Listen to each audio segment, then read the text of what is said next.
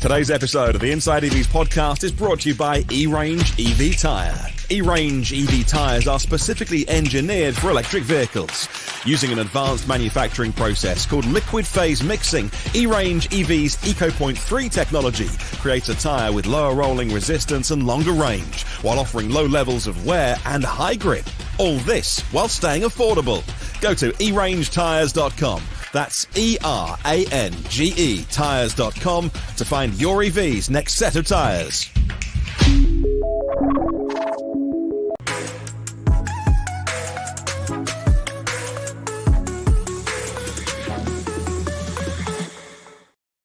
It's Friday, November the 10th, which means it's time for the Inside EVs podcast. As ever, I'm your host, Alex Goy, and today we are joined by Lacey, Misco Electric.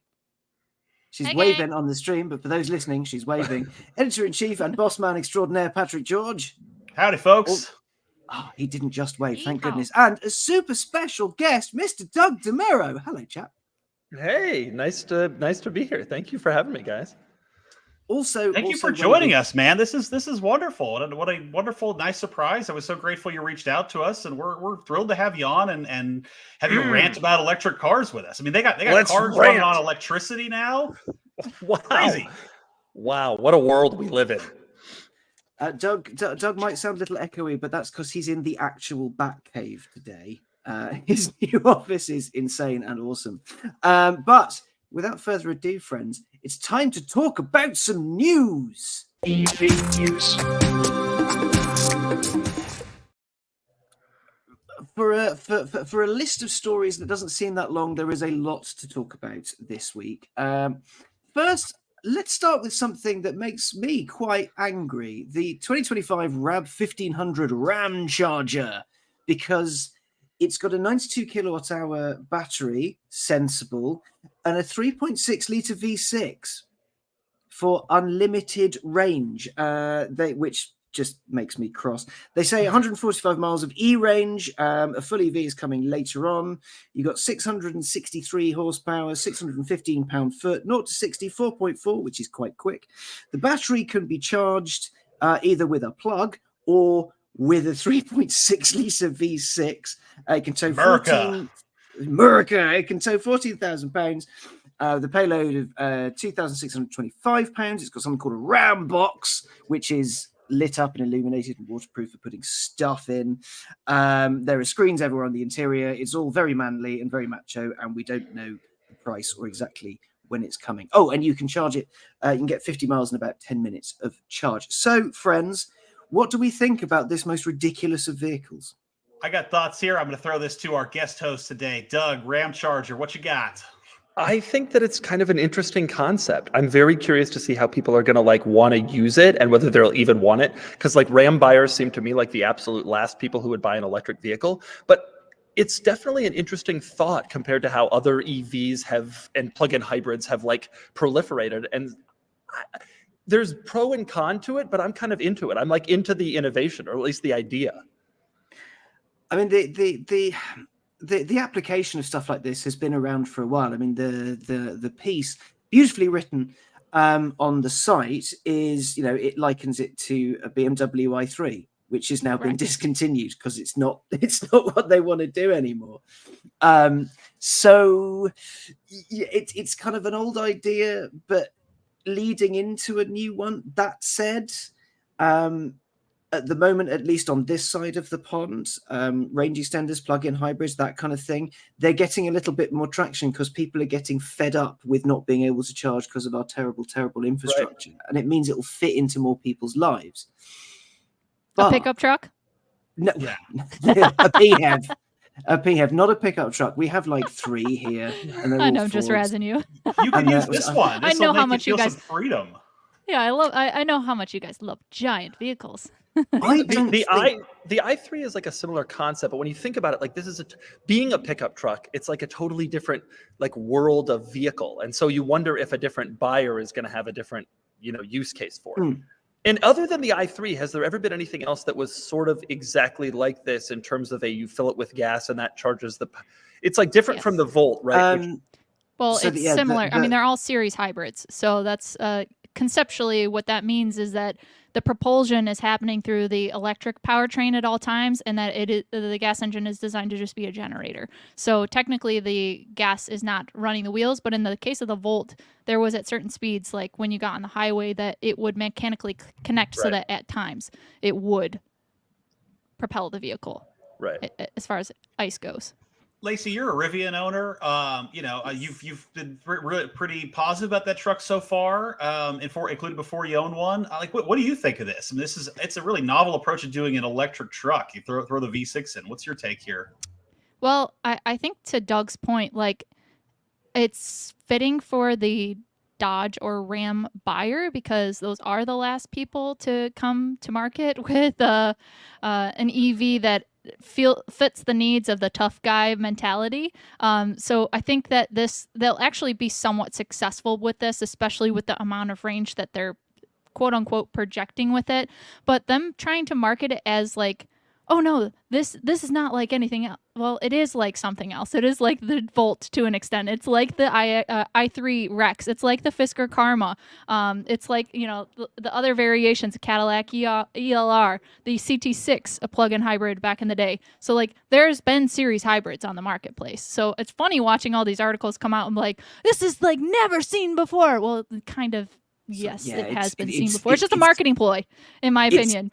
It's been seen and the technology has been regarded as not quite there enough, so it's been killed. And I mean, this does have a bigger capacity as far as what we see on the all-electric range in comparison to those guys, because the last generation of the Volt was like 50 miles or something like that. So yeah, it seems like it's going to be more people, but I can't tell you how many times, you guys, that I hear people at this stage of the game, they're buying plug-in hybrids and they can qualify for the tax credit, but they've literally never plugged them in. So it'll be very interesting to see if this is the same case, because Jeep Wrangler people that are plug-in hybrid Jeep Wrangler people, I see this all the time. And I kind of think it'll be a similar concept if they can capture on the federal tax incentive for this. I think it was Norway that had that same problem. They'd get these massive tax kickbacks from driving a plug-in, and then they'd never bother plugging them in. So Norway just went, no, you're not going to have that. You're creating more waste by just dragging two engines around rather than one.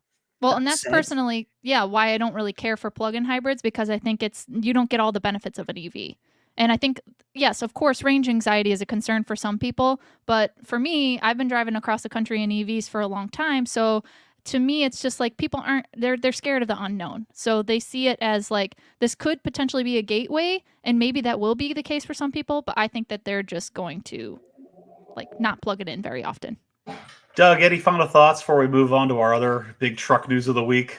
I think that people are really tired of the public chargers being a problem. And I think that although this is a concept that has been used before, I think one of the interesting things is that the Ram buyer is so unlikely in my mind to adopt an electric car that like this is an opportunity to get the Ram buyer in at least something that is a little bit more of an electric car. And I have a suspicion that they're probably not going to do it most other ways, or at least yet. Sure. And so that there's something to that. Yep. I mean, the size of the battery is the thing that gets me, because it's 92 kilowatt hours. That's nearly as big as a Rolls-Royce Spectre's battery, and the Spectre can do 300 miles without worrying about it, and weighs the same as the moon. So that was my question to Ram, actually, and we posted this story this morning. I'm like, this is a real big beef boy of an American electric truck. Like, you've got a 92 kilowatt hour battery, and you've got a 3.6 liter V6, which is not as big as like a Hemi, right? But that's a pretty big engine. I'm like, why not just go with a smaller motor as a range extender? Remember, the i3 had a little 2-cylinder motorcycle engine. What they told me at Ram was it was an NVH thing too. Was just like probably that Tiger Shark 2-liter 4-cylinder they make. They didn't say this, but like you could infer it's like not great when it has to do that kind of heavy load. And they worried about towing, and they worried about the ability to haul things. So like they kind of went a little overkill here. And I'm ultimately curious about the energy consumption. I'm curious about fuel economy and emissions versus like another kind of truck. But I'm into the idea. I think they're going to do really well with this. I think it's cool. I love that we've truckified the Chevy Volt. And if that's what it takes to cut down on emissions, God bless America, man. Right. Let's go. Yeah. I mean, just a little bit of maths. They say it'll do 145 miles in pure EV with a 92 kilowatt hour battery. That's 1.5 miles per kilowatt hour. That is woeful. Terrible. That's brutal. Sounds like Chrysler's cars, to be honest. They're Ayo. gas-powered cars. Ayo. Cacao. Yeah, that's typical. Like, it's kind of typical Chrysler, right? It all sounds dope on paper, and then when you get the actual car, often when you rent at the airports, it's like, oh, okay, so But speaking of brutal, this may seem like a good segue into the other big story that Inside EVs had this week is one of our contributors, Daniel Gulson, was out in Malibu Cars and Coffee, and he got up close look at the Cybertruck in matte black. And folks, ain't great what we saw out there. All I've got in my notes for this one, because I take notes of everything we talk about before, and all I've got in my notes is one word: horrible. Oh my god! Like, you can't criticize this. You're going to get death threats on Twitter. Oh, I get those all the time anyway. It's fine. Cost of doing business. Yeah, cost of doing business. Like, they say, like, the lead designer drove this to a place where car people, opinion formers, customers are going to be and went, hey, look at the thing we made. Isn't it brilliant? And they let them up close. It's just revolting. Like, yeah. How bad? How bad? Yeah, the gaps are terrible. The lines are pretty bad. Nothing is really even. It doesn't really line up. Matt Farah had it best on his Twitter. He referred to it as arts and crafts. And that really does feel like what it's like. Yeah, to me, it's like, I mean, Tesla does not have a good track record as far as the quality of the manufacturing process goes. I mean, yes, this is not great. It's still not production though, but even the baseline of what Tesla is probably going to produce is not going to be like extremely stellar considering this is completely new product. So it'll be interesting to see when we compare this to the actual production version and how far off it is. But the production as we know, version is Tesla's 20 days away. So I know. This is like we're ready to go. Cybertruck's coming. Take a look at what we've done, and you just go, what have you done? We've all been in pre-production cars before. Like I have a pre-production press car right now from Nissan. I mean, obviously there are various stages of pre-production, but this is on a level that is nowhere near. That's the thing. People are like, well, this is a pre-production car. You don't understand what a pre-production car is like. Actually, I have a pretty good knowledge of what they're like. We go to the press events all the time and we drive pre-production cars. This is like assembled in a dude's basement level pre-production. Yeah, pre-pro cars, when we get them as press cars or testers, it's like 99.8% there. I mean, like they don't have, as I understand, like all or most don't have VINs. A lot of them get used for crash testing duty later. But like beyond that, like you'd be really hard pressed to figure out the difference, especially the stuff they show to the media. Like those are like the ringers. Like that's them looking their best for obvious reasons, unless you're VIN fast, obviously. But like, yeah, it's just. I don't want to bag on Tesla too much here because like we are cautiously pro Tesla. Many of our staff and contributors and readers and hosts of the show have been or are Tesla owners. It's just there is some. The Cybertruck is just shaping up to where it may be a big misfire for them. And I think that the quality we've seen from this particular truck, driven by the chief designer, it's like this just doesn't do a lot to assuage concerns about it, you know? This is a man whose entire career has been all about perfection and about making sure lines match up and meet, and beautiful form that can help function. And he turns up with that. Well, I mean, he said he was going to dig his own grave, so were misaligned and ill-fitting. It is especially interesting to literally to bring it to an event is like crazy. Like I cannot imagine any other manufacturer their manufacturers are so closely protective of exactly how vehicles are presented. So literally bring it out to an event where it's going to be a thing. That's a big surprise too. It makes you wonder if they do think that this is almost production ready.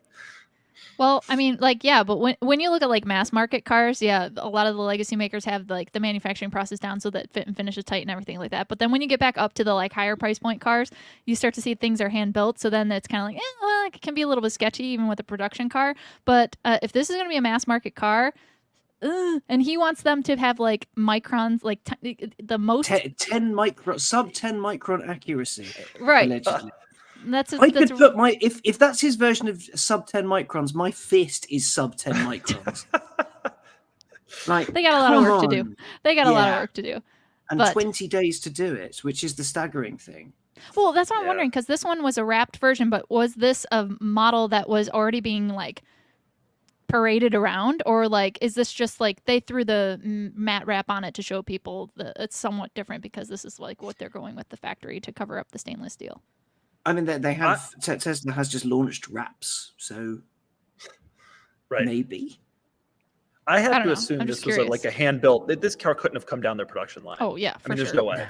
So hopefully, even though it is 20 days away, that like it's not really representative. That's what I'm holding out hope for here. Just jump into the comments. Tim Olliston, sorry for butchered your name, says we do not know if this was built months ago. It's like, if it was built months ago, no manufacturer in their right mind would put that in front of people. Yeah, the wrap job is not good either. It's like he shows pictures of it like peeling on the sides, like not good if they're doing factory wraps. Yeah. Oh, can you imagine the $8,800 factory wrap on a Model 3 that doesn't even do the door jams or whatever it is? Like that was ridiculous. The thing that other than the fact that sort of expectedly it's not terribly well built, the thing that really got me was the A pillar. And the just enormous chunk of real estate that you lose because they've got this supportive thing. So if you can imagine the windshield wiper junction. Yeah. Oh, yeah. The one giant wiper. Because the wiper's there also, and that also takes away significant. I mean, I'm curious how the sight line will look, but I can't be good. Like it just seems like from a driving vehicle perspective, already right now, A pillars in cars are real thick because you need to survive going upside down, you need to survive accidents. You know, it's like that for a reason. But if you are short of leg, like I am, you know, you have to sit closer to the wheel, which means your view is sort of obstructed. And with this just seems willfully poorly thought out. I don't know. Sorry, we'll just see, like, as far as gigacasting wise go, what actually makes it to production. Because, you know, they were trying to make it as one piece, but that doesn't seem like what it's actually going to be now. It is. I could be totally wrong, but I also thought the gigacasting stuff always seemed like more of a jam for like the Model Y, the Model 3, like whatever the 25K car they were working on. Like, yep. I don't know. This was billed as like, you know, the F-150 killer. It could end up just a low volume, expensive, like Tesla supercar almost. I don't know. I hope they figure it out for their sake, but it's just. Do you think people will still buy it though? See, I think Tesla will still sell every single one of them, even when it's shitty quality. Oh yeah. You know what the thing though is going to be about the Cybertruck? No Tesla owner knows what it's like to drive a big truck. And I think once they learn how big these big trucks actually are, it's really going to slap them in the face. All these Tesla owners in my neighborhood in like a city in California are like, should I get a Cybertruck? And they drive a Model 3. And it's like, have you ever driven an F-150 or a Suburban? Like you will not, I know these people personally. I'm like, you cannot handle this. Trust me. And I have a suspicion that that's going to be a real interesting kind of problematic situation for these people once they start getting the trucks. Although I do think they will sell in huge numbers. Yeah, I mean, there is no way that this is not going to like sell like wildfire. Like it's a new Tesla, which means people will want Elon Musk to notice them and perhaps lick them in the other life. I don't know what they're expecting from him, but. You know, there's going to be loads of them. And then I think that I wonder whether, you know, because Teslas classically have had some build quality issues. I think we can all agree on that and safely say that without getting too rinsed in the comments. Right? So then you end up with this, which is clearly not bolted together properly or even close to. This could be the thing, like Lacey with your chum who's got 50 of these on order. Oh God. Ryan, yeah, kilowatts. Yeah, he does not care about that though, because he's going to Turo them and he's going to make money off of. See, he thinks this is like the ultimate car to be able to Turo, because people are in his area. He's in San Francisco. For those of you who don't know, Ryan, who is at the Kilowatts on Twitter or X or whatever platform, but he has 50 on order because he has Turo and he rents all of his Teslas on there. But he thinks that people will rent these and then take them out to like Yosemite and stuff like that. So they'll be like the ultimate like camping vehicle, and especially if they have like the 500 miles of range like they said that they would. Who knows? We'll see what ends up happening. That's also an interesting thing, is no one knows what specs are at this stage for what they're getting, for what they reserved, and delivery date is on the 30th. So we'll God, see, your but friend is a thinks genius. It's the ultimate. He's a genius. That's what he thinks. Well, we'll see if he's a genius. Sorry. For those of you not watching the stream, Patrick's face was contorting into a very, very interesting shape. I'm just mad I didn't think of this idea myself, frankly. Dude, I don't know. Especially in New York. There's something to it. There's something to it. There's when I rented a C8 Corvette when it first came out on Turo, and the dude was getting $350 a day, and he got out of the car after a year and got what he paid for it. So he probably made, 20 grand or 30, just that one car. There's something to it. If I mean, Ryan had an early Rivian and he did the same thing, and he rented it out a ton and made a ton of money off of renting it. So, and I'm sure automakers too will be renting them, because he had a couple of those come in to try to get early cars to test them out or whatever for a week or something like that. And he could charge, a ridiculous amount. So I don't know, but 50 of them, that's pretty crazy. Wait, automakers were renting his Rivian? They were renting. So they sometimes rented his Tesla, but they rented his Rivian too to do testing, because he had one of the early like launch editions or whatever. Interesting. Huh. So instead of, and that's I've heard that from a lot of people. Like a lot of the like many types of automakers are taking freshly out cars that they can rent on Turo and then do testing. Interesting. So instead of just flipping it for a profit, here's another way to make some money with a Rivian, a first edition Rivian or Cybertruck or whatever. Interesting. Huh. Mm-hmm. We'll see how it turns out. Amazing. And there's one last newish car that I'd love to discuss before we turn this into more of an interview with Doug here. And we kind of have to cover it because we have Mr. Quirks and Features with us. And this is a car that is, I think, made entirely of quirks and features from top to bottom. And I am, of course, talking about the Volvo EX30, which had its launch drive. The reviews of that went live this week. Almost overwhelmingly positive across the board. This car is said to start at 35K. It has excellent range. It goes up to 50 in dual motor form. It's 0 to 60 in 3 seconds something. It's the quickest Volvo. 3.4. It was 3.4. William Clavey, who drove this, he was like, yeah, I kept up with a 911 on a back road. And I'm like, normally I don't encourage that sort of thing, but like you had to prove a point here. So nice. But like, this seems incredible. And it's got this very if you had the Tesla Model 3 interior design playbook to a bunch of like IKEA designers, and they're like, yeah, we got this. Like, that's what you'd come up with. Like this thing seems really neat. What does the Brain Trust think? Yeah, I agree. I think it seems really, really neat. One of my metrics of measuring how hot a new car is going to be is whether my non-car enthusiast friends and neighbors ask me about it. And no one has ever come up to me and asked me about the EV6, which they should, because I think that's a great car. But no one, it's just not like hot. But this car, there's been a lot. What do you think about this EX30? And I'm like, okay. And then 3 more people do, and it's like, okay, I really ought to start paying attention to this, because this is clearly like having some sort of ripple effect in the general sphere. When it penetrates into regular people, then you probably have a hit. Mm-hmm. I mean, I guess it's because everyone knows a Volvo, right? Like they've had this reputation for being big old tanks that do all the things in as safe as houses, and all of a sudden there's one that's it's 35 grand, and I can afford that, and it's an EV that's sensible. And it's rear drive, it's fast, or it's I feel like this was the promise of what the i3 should have been, like that sub $30,000 premium class that was like what a perfect fit. And I loved the i3. I loved it so much. That was kind of like my gateway car into like falling in love with EVs, because I was on a program with BMW at the time and I had to drive them all over the place. But you know, it was a little funky looking, and of course it had those really tiny, like skinny tires to be as efficient as possible, and the range wasn't as what we expect now with the development of advancement in battery technology. So like this screams the promise of what the i3 could have been back in the day.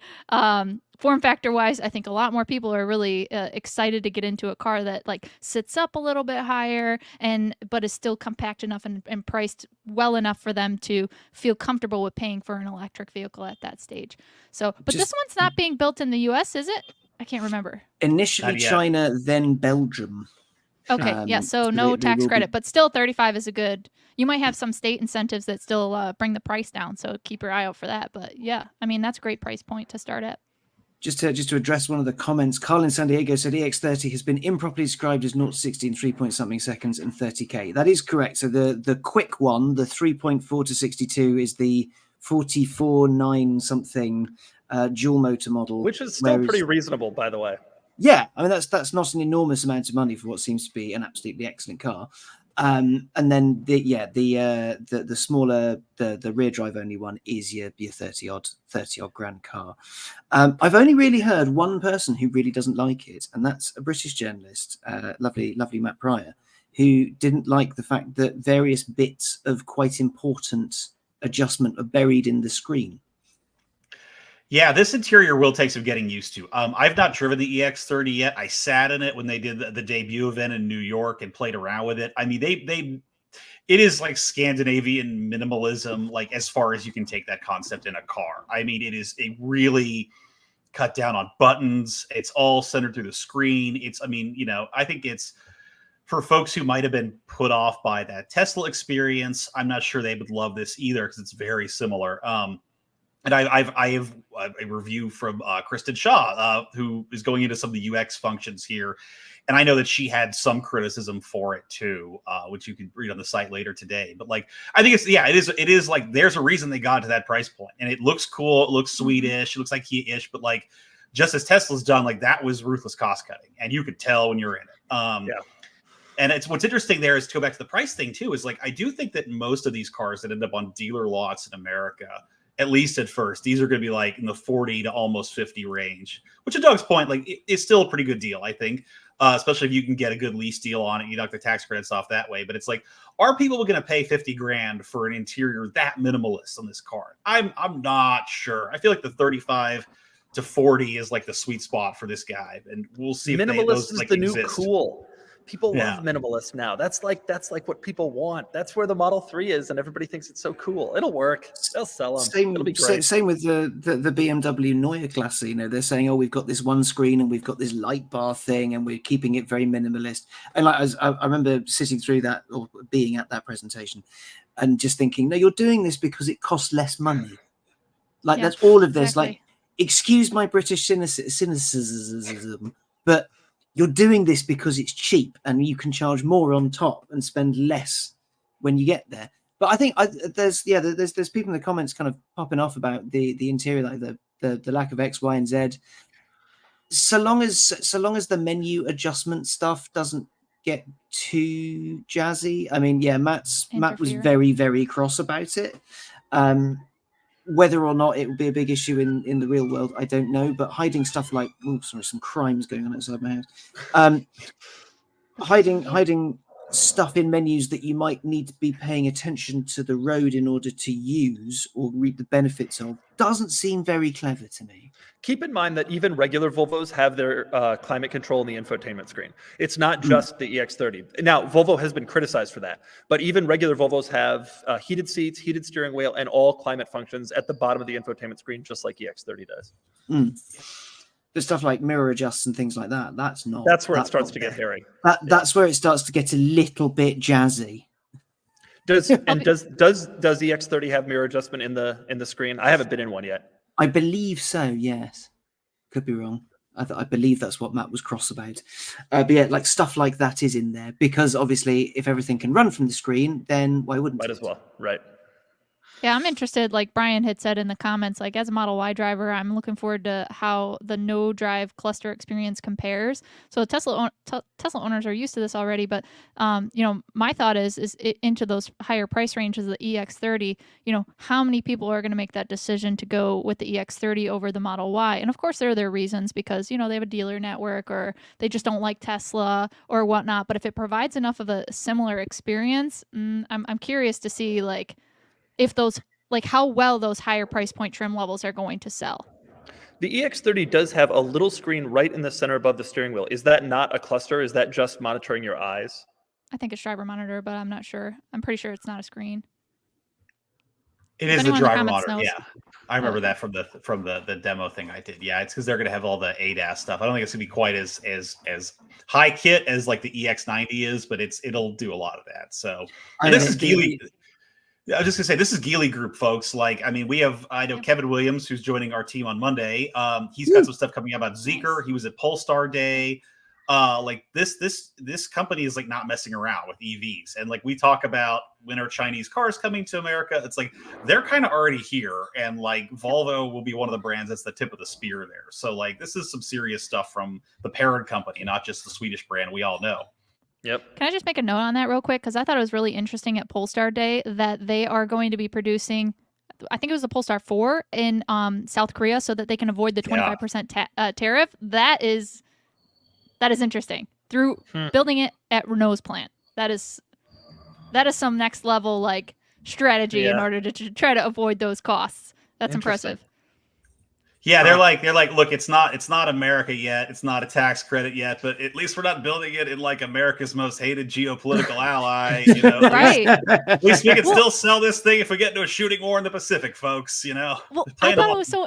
I was like, why are they? Because they announced in the summertime, they're like, Geely is partnering with Renault in this internal combustion engine development R&D type program, and I'm like, there's got to be more to this. Geely's got tons of EVs. What is the deal? And so now we're starting to see some of those other strategic initiatives with that partnership come to life. And bravo! I think that's a good move. Interesting. It's a clever. I did like Polestar days. It was getting completely off topic from Volvos, but sort of. Kind of. Polestar day. I was sort of following it from afar, out and about yesterday. It seems like the sort of Star Wars celebration, but for really nice people. Oh, yeah. Really nice people who shake you by the hand, look you in the eye, and compare trim and miles per kilowatt hour. And just have a sit down, a nice chat with them. Interesting mix of news out of that. The 4, the 5, that Roadster is coming out. They have got a lot coming from that brand. So how they're going to differentiate from Volvo, I don't know, but that's the weirdest part of the whole thing for sure.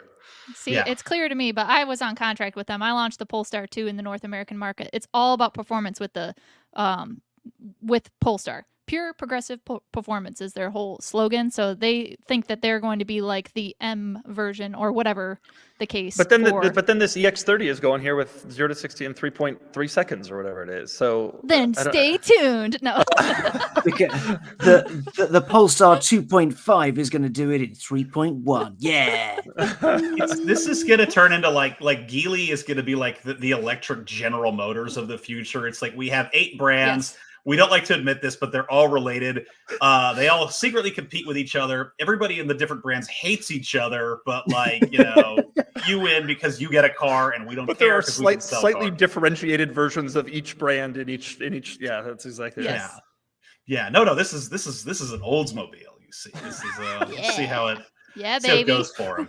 I do want to shift gears, which, as we learned from Toyota a few weeks ago, you can do it in EV, and talk to our wonderful special guest star host today, Doug. Thank you for joining us, man. I figured you drive everything on the road there is, and you've owned some spectacular cars. We thought we should just talk about the lay of the land a little bit. We're closing out 2023. It was a spectacular year for EVs, and then it's been kind of up and down lately. What have you been driving lately? What's been doing it for you on the electric front? I just drove the Kia EV9. Have you guys been in this vehicle yet? Yeah, not had a go though. They've launched it like 9,000 times already. So there will be an opportunity. Like they'll have another mega launch to go play with. Here's the thing. I really liked it. It struck me as more of a minivan than an SUV. If it has these giant rear doors. So what basically the situation is, it's the same length as a Kia Telluride, which is their midsize SUV here in the States.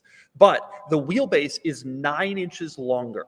And so all of the extra, there's a big dimension shift between the two cars. The wheelbase is just, it's all interior basically. And the result of that is that it really is kind of a minivan. It has these giant back doors. You have this long kind of sloping hood that feels like an old school minivan did. But they have styled it in a way to really counteract that. They're like, we don't want anybody to think of this like a minivan. We really want to hit this as an SUV. And so it looks cool. Like people on the street are like, what is this thing? Oh, it's kind of cool looking. It is even more aggressively styled than the Telluride, whose success has largely been based on its already aggressive styling. And I liked it. I thought it was great. It has great performance. It has a huge interior as a result of that wheelbase stretch. And there's a lot of cool tech, and there's a lot of weird quirks to it that make me happy. We got a comment just now saying Lacey's Walker got people hyped for it. I drove one briefly and go ahead. Sorry. No, I was just going to say I saw it at the New York Auto Show this past year in April. So that's when I saw it. I did a walk around because at the no one was there. So like I had so much time to get in it, and it was like right when like one of the first shows that people could actually like get inside of it and check it out. So I spent a lot of time in it. Yeah. I like the idea that it's a minivan in disguise because, you know, having only really consumed American media, you know, via or only really got to learn about America via, you know, sitcoms. That point where child number 2 comes along and dad has to get a minivan and you can see his youth dying in his eyes. And he makes those big noises going, oh, I've got to buy a minivan. So this is kind of the anti that. Electric cars are giving automakers the opportunity to kind of create this large interior like a minivan without actually having to make people get a minivan. And then you can screw with the styling to make it look like it's not a minivan and really trick people into believing they are not buying the minivan that they are, in fact, buying. But so what? It's fine. Your youth is dying, but with style. Yeah. They all drive like minivans. Once you get to that 3-row size, like they literally drive like minivans. Like there is no like you know, I guess like some examples like a Mazda CX-90 or something are like kind of fun, sort of, but like it gets to a point where I don't know. Right. Fun fact about the EV9 also, they made it bigger because the Telluride was so successful in America. And like once it started printing money, I think they looked at whatever design they had, which might be like end up being like the EV7 or the EV5 even. They're like, no, make it bigger for America. So bigger. Great work, everybody. Doug, what else has been on your dance card lately on the electric front? I just drove the Ferrari 296 GTB, which is a hybrid vehicle. That's got electricity in it, yes. Got some electricity in it. I actually wouldn't bring this up because I'm not, despite the cars that I own, I'm not really into supercars all that much. But man, this thing was like incredible. It was absolutely beautiful. It can go 15 miles in pure electric, according to Ferrari. According to the EPA, that number is 7 miles. But but the Ferrari press release keeps it at 15. But I was really, really impressed with how good it is. And the real key is it has 819 horsepower, which is absolutely ridiculous. It was the first gas-powered vehicle, and admittedly it's a hybrid, but it was the first gas-powered vehicle that I've driven that really felt EV acceleration like it could, because I just drove a Lucid Air Sapphire, which we can talk about in a minute, but it's not as fast as that, but it like is almost as fast as that, and you have a gasoline engine behind you in addition to this hybrid powertrain. It was pretty impressive. It's most Ferraris that are sold now are hybrids, like as of like last month, which is like, I find that delightful from a technological and emissions perspective, but like what a crazy world we find ourselves in. That's the case. It's funny you mentioned the acceleration, the electric and the gas motor together, because that reminds me of the NSX, the most recent NSX, which felt that way. It felt like you had Tesla acceleration and like really high test V6 like together. And that car was so underrated in how good it was and how fast it was. But like, and I remember I reviewed that when it first came out, which by the way was 8 years ago. That car to me even then was like even more impressive than we look back on it. But I reviewed it when it came out, and I was like positive about that car, and I got so much hate. People were like, Acura's paying you. You're shilling for Acura. This is a crap car. I wish. It was the beginning. It's the purists that came after you. I'd have very lovely what it clothes was. if I was being paid. Thank you. That was the start of this switch to hybrid. It was maybe the first super ultra high performance car that did that, and so people weren't ready for that shift yet. And the concept that someone would say nice things about such a vehicle was so, but you know what? You know what's funny about that is everyone loves the McLaren P1. How about that? Everyone loves the McLaren P1 and the LaFerrari and the 918, and they were all willing to accept those cars. The concept that the NSX. The NSX was the same, basically, but it was a tenth of the price, and it looked really good. I think really good. It was an impressive thing. It was bloody quick as well. And you could service it at a Honda dealership as opposed to the McLaren P1, where now their batteries are failing and the aftermarket is coming up with solutions, and it's become a complete cluster for McLaren. And battery replacements for that car are a year out, and it's like a disaster. NSX, you take it down to Honda, it's no problem. I got you. All I'll add was that there's an idea that people have of the NSX, but if you've actually driven some of the original ones, and I'm fortunate enough to say that I have, it's like, you know what it was in its day? It was a really high tech, really fast, extremely comfortable car you could drive every day. And do you know what the new NSX was? It was a high tech, very fast, extremely comfortable car you could also drive every day. So by the way, in the end, total production of the new NSX is around 3,000 units. And that is less than Ford GT. That is the same as Diablo. Like, that is going to be a rare car. And one day, someday, mark my words, the market will appreciate that car for being special and good and fun and fast. Amen. When you say, okay, no, I was going to say, Patrick, the NSX you drove, did you drive a manual or did you have the displeasure of driving an automatic? I thank God it was a stick shift NSX. Yeah. I choose not to recognize that Honda put a 4-speed automatic in the old one. Yes. It was the 90s. Come on. It was like, it's dreadful. It'd be another almost 20 years before like automatic transmissions got any good at all. It is pretty wild that 4-speeds lasted for so long, and then 5-speed lasted for so long, and then there was 6, 7, 8, 9-speed within a couple of years of each other. I also just drove the Lucid Air Sapphire, which is truly impressive car. I told my wife, we were walking down the street the other day and I saw a Lucid Air. One of my neighbors got one, and I said, I really should own this car. It's like perfect for me, but I can't stomach the depreciation. But man, it's perfect at everything. It is just so good. And I know they're losing $1 zillion per car, and they got Saudi backers, and there's all this political stuff. There's all this other stuff, but just focusing on the car itself, oh man, it's good. It is so good. I still haven't got behind one of the wheels yet. What do you think, Lacey? I just, I really love the powertrain. The software, maybe not so much. They still have a lot of work to do if they're going to compete in the same segment as like a Mercedes or a BMW or even a Tesla at that price point, because everything is fast. And if you can get a Plaid for the price you can get a Plaid under or around $100,000, I know, but they're even like 80 or something like that. Like, how do you justify it? You'd have to have the luxury, you'd have to have the software and the technology to kind of like get it there. But do you think, Doug, that it is enough for someone to want to spend that much money, considering all the other options on the marketplace? The driving experience is so much nicer than a Plaid. It is so much more luxurious. It's so much more comfortable. The interior materials are so much nicer. It has like a Bentley / high-end S-Class like feel and luxury to it. When you drive down the road, you hear nothing. You feel like the plebeians are away from you. You don't have to worry about any of them.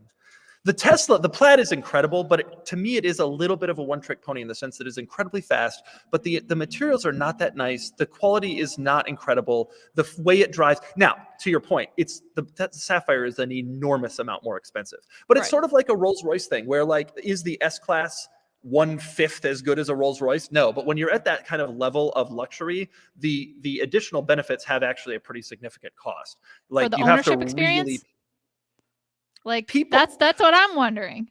What is that Sapphire? It's like $250, right, or something insane like that.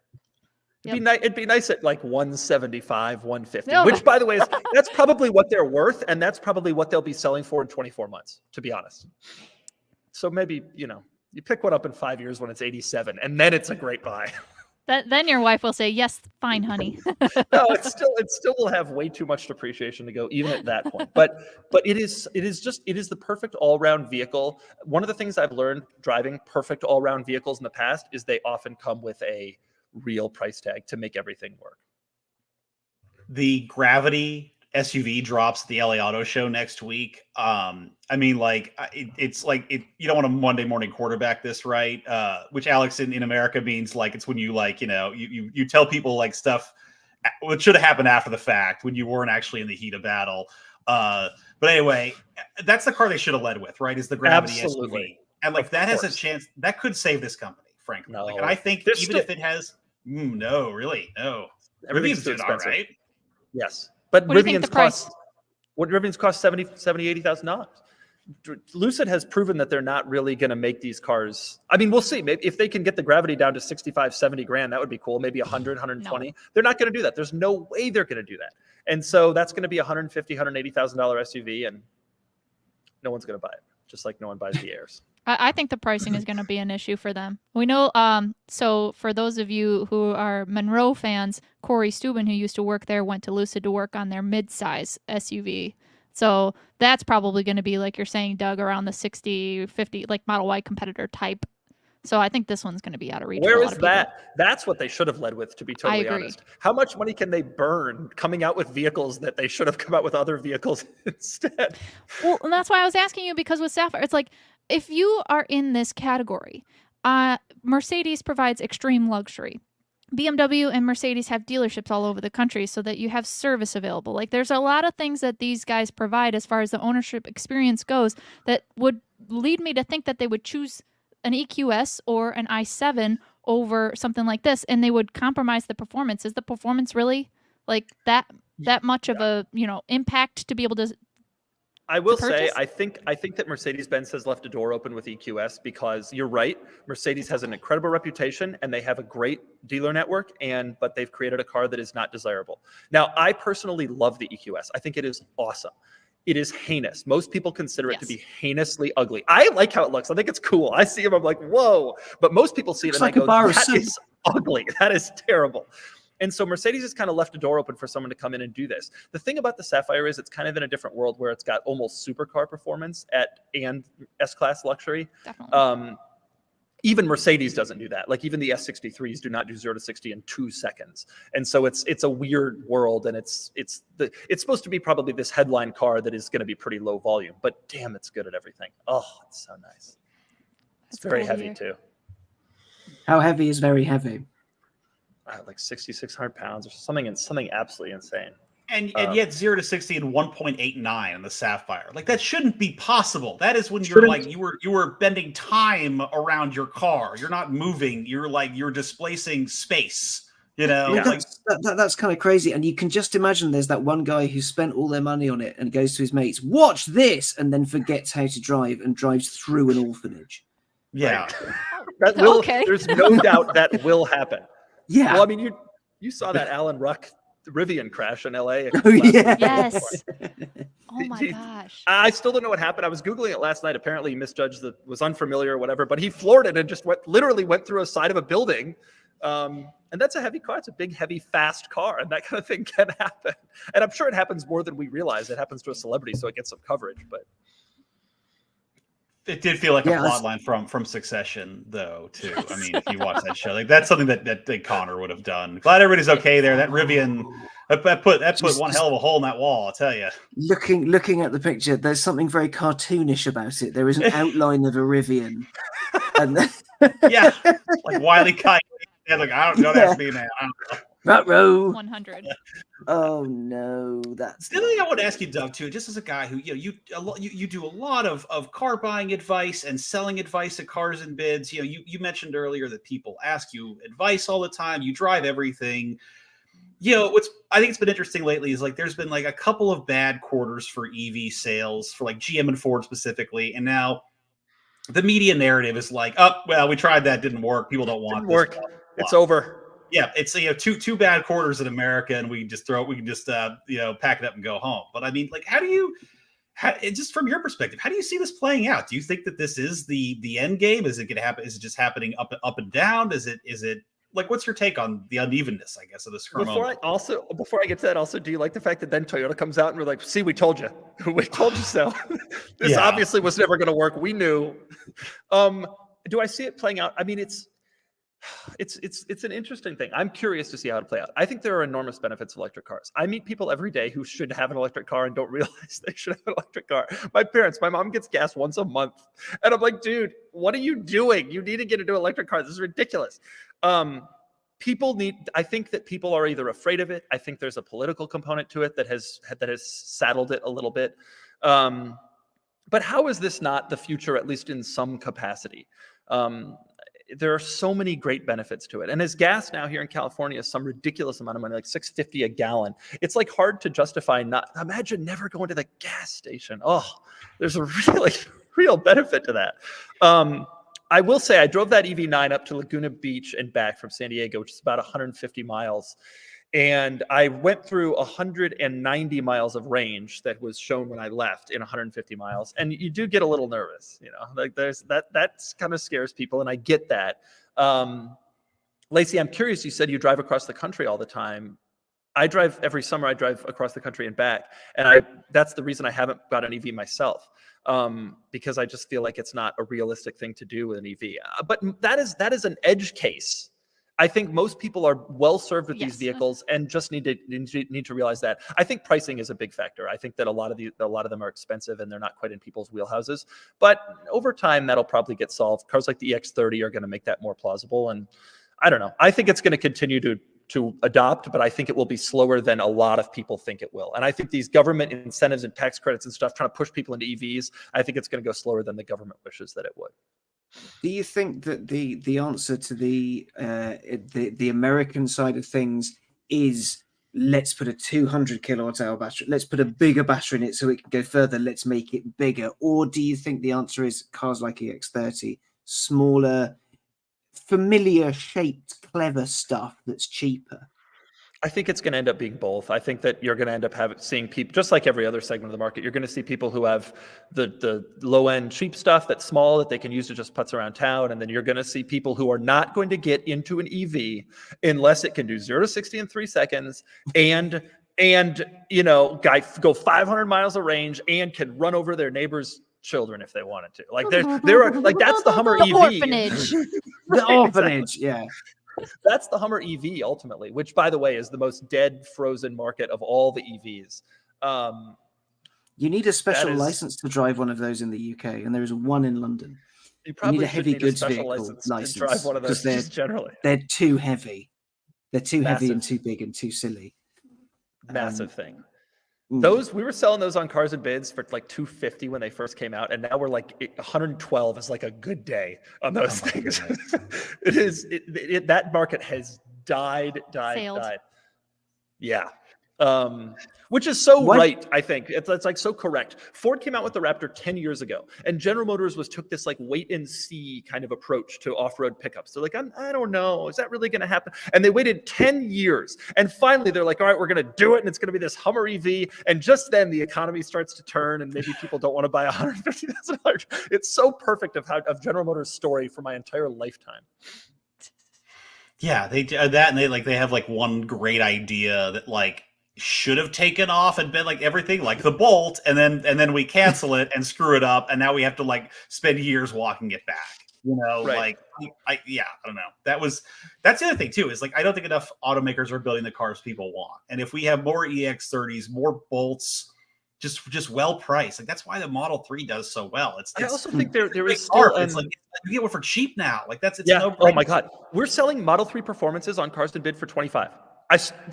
When you think about that, new ones, wow. No, used ones. Or the used ones. But like that's still a 3-year-old car with 20,000 miles on it, and it does 0 to 60 in 3 seconds for $25,000. That is like legit. That is such a crazy number for that car when you think about what it can do. I agree the automakers aren't building necessarily the cars that people want, but I would argue the EV6s, the Ioniq 5s, the Mach-E's, the Model Ys are those cars. I think there's still a big disconnect between what people think an electric vehicle is and what it actually is. I think most people don't realize that it does fit into their lifestyle. And I think there needs to be more general education. And I have to tell you, the Electrify America situation is not helping things. All my non-EV hater friends, that is the first thing they bring up.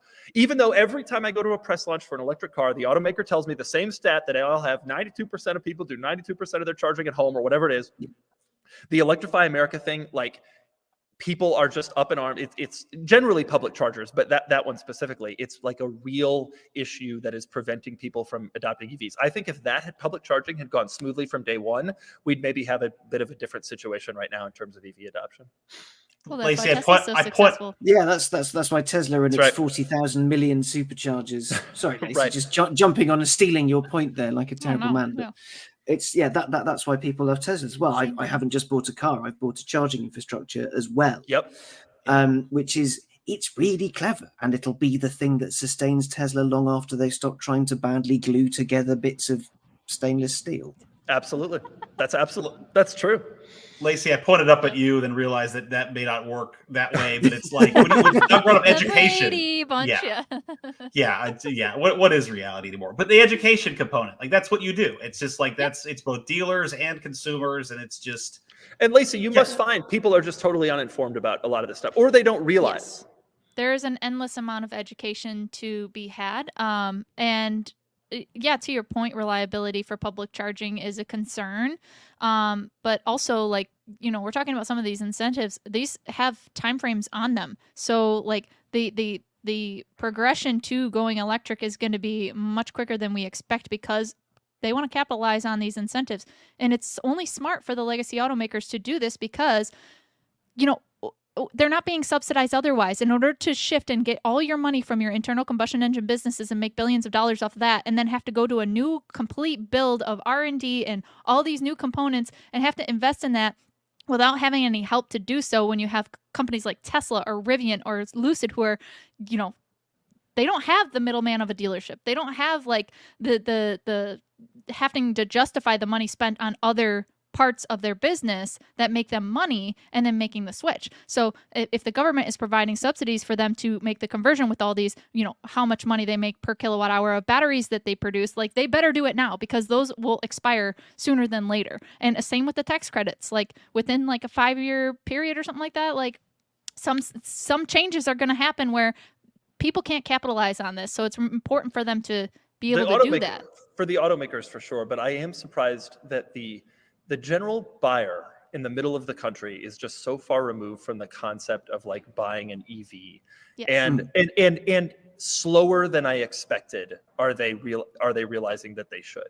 And not necessarily that they should, but that they even could. And I am surprised. EVs now came out, that the Volt and the Leaf came out 10 years ago, 11 years ago. And it's like hard to believe for me that we're only at this point. Yes, I agree. I'm surprised when I look at people's predictions and things like that. And by 2035, all cars are going to be electric. No, that's not. It's taken some time. We tried that in ye olde England, and because of some really weird political machination, a by-election was lost on an emissions zone thing. So the entire government went, fine, we're going to lift the 2030. Pure ICE ban, so don't worry, you can still buy petrol cars, except they neglected to mention that there's still manufacturers still under something called the EV mandate, which means by 2030 80% or something of the vehicles they sell have to be zero emissions. So the ban is gone, but it's also there. But here comes China. China's going to eat our lunch. So what do we want to do about it? Do we want to do something about it? We have to be able to compete. That's what we need to do, because look at the global market. China has like nearly 30% market share of EVs. And they're here with as we talked about earlier, and the fact that companies like Polestar are moving their manufacturing to South Korea so they can compete on price in our market, that's why it's such a big deal, is because we need to be able to compete with the Chinese market, and it's coming. Yeah. Yeah, I just know that it's not a test of EVs; it's a test of legacy automakers' ability to make them. And I'll tell you one thing that I am heartened by is that like hybrid sales are on the rise this year. And besides that, getting people used to the idea of electrification in general, it's like you can't look at that and tell me that people don't want to break up with gasoline. To Doug's point about it being $6 in California. People are like, oh, my gas car, I want to keep my gas. Like, no, they don't. They don't really. I want to support Saudi Arabia instead of American energy. What is that? They would love to kick this out of their budget if they got the chance. I would, sure. What is the deal with that? It is so bizarre to me that people have this like political Toxic. passion for like filling their car with expensive gasoline and filling their large car with expensive gasoline. I just saw a Facebook fight on this yesterday. Someone was like, I got this Tesla. I don't even remember what group it was. I got this Tesla to save money. And people are like, LOL, you got misled. You're never going to save money. And one guy was like, I did 600,000 miles in my Ram 2500, never had to replace the whatever. And I'm thinking to myself, 600,000 miles in that thing, you probably spent $200,000 on fuel, like truly, like maybe 150, I don't know, but some insane amount of money. Like, what is the deal with this? People just. But it means he can go to his filling pump. He can stay there for 4, maybe 5 minutes, and then carry on with his freedom rather than 40 minutes. Have a wee, put your feet up, have a coffee. I do wonder about time. I mean, time is the biggest component of all that. It is the reason that I don't do it because of my long cross-country drive. Like, I do 18-hour days on the road. I get home in 2.5 days from California to Massachusetts. It would be a lot. It would add a day to have an EV on that. And that's assuming I can find public chargers. And I think that really hits people. But the more I drive these cars, every automaker is now touting, this thing can charge from 10 to 80% in whatever speed. And it's becoming like pretty compelling. The drawback being you have to be able to find a charger that's capable of that speed, et cetera, et cetera. But hopefully that problem will be getting solved. If you could add 100 miles of range in 14 minutes or whatever the EV9's thing was, it's like, that's like starting to get kind of compelling. But you do basically need to be parked up next to a bolt of lightning to make that happen. That's the problem. So we're just going back to the future. This whole thing is your plan. Yeah, it's just get the rod on top of the car, drive it into a storm, and see what happens. Boom. That's our solution. Yes. Yeah. And people don't want to adopt EVs. That's all you need to do. That'll be a great article for next year. Is we drove a Hyundai Ioniq 5 into a lightning storm. Period. We're all in the hospital now. We turned into Thor. Yeah, we turned into Thor. I have. I look to be in a gaming mood. I guess last thing I'll wrap up and say, and Doug, I'm so grateful that you joined us today. I hope to have you back many times. This has been wonderful. What are you excited about next year? Like we're somehow looking at the end of 2023. What on the electric front are you excited about? I mean, EX30, that's a good one. What else you got? EX30 for sure. I am legitimately excited about Cybertruck. I think it's going to be interesting. I don't know if it's going to be good or bad. I am. How are you with a socket set? Because you might need to build bits of it yourself. Listen, they announced this thing. I've been waiting for this for 5 years or whatever it's been. I mean, it's been an unbelievable lead time. I am so pumped for this thing to finally exist. Get it out here and let's see what happens. I am excited to drive a VinFast. I haven't had that pleasure yet. I have heard terrible things from an enormous number of people, but I'm ready. So that'll excite me next year. I don't know if it's coming next year, but I am curious to see what Porsche does with an electric Boxster. I think that's really going to be a very interesting test of the future, and frankly, the Charger and the Challenger too. Although they've announced there are going to be gas versions of those cars, but those are some of the most diehard cars that people are going to want a gas powertrain from. And I'm curious, next generation Huracan, next generation R8, cars like that, where like it's one thing to come out with an EV6 where no one's married to a gasoline powertrain on a crossover. But I'm curious when you have diehard Porsche fans, and the Boxster and muscle car people with a Challenger, what is that going to look like, and how is that going to be adopted? And I'm very curious to see how that goes. I reckon with Porsche, basically you slap a shield on anything and people will love it, apart from the first run of 718 Cayman and Boxster, because those engines were awful. But everything else seems fun. That said, if you look at, sorry, I'm talking petrol, but if you now everyone wants a 914, so maybe. And that has even been true for Taycan. But that it's a different segment, right? Like the luxury sedan is a different world than you go and you start messing with people's mid-engine sports car, and you're really that's different. Well, so I'm really, really curious to see how that is accepted and whether they make it cool enough to like people will anybody move from a 718 to a new Boxster that's electric? They'll probably make it cool. They'll probably do some cool stuff for it. It'll be interesting. Toyota's doing it not next year, but that FTSE, like they're benchmarking that against Boxster and Cayman. So like they of all people are like, all right, we're gonna give this a try. So we know someone will do it. We know that it can be done from a dynamic perspective. I think the question is going to be, will enthusiasts accept this from a like enjoying and driving perspective. Like, will it actually be a replacement for a gas car? And I think that's going to be a big challenge that EVs are going to have to answer like quite soon. Are people going to walk away from Huracan and say, yes, I want the next gen, which is going to be a plug-in or whatever it is? I don't know. I think most so. of those people are parking their money somewhere anyway. That's not in the very 911 true. case, I will say. Not like when you talk about 911, that's like iconic. But I thought I read last week or something like that, someone from Porsche, one of the heads at Porsche was saying like that's going to be the last one to go electric. And it will remain a gas-powered vehicle. Like they'll always have a gas-powered vehicle. So I'm sure they expect those people to go kicking and screaming. That's why Porsche's dumping all this money into the e-fuels, which I think is just a harebrained idea. Because they're like, oh yeah, electric SUVs, yeah, we got this. Electric Boxer Cayman, yeah, we can pull that off. We got you. But Macan, yeah, not a problem.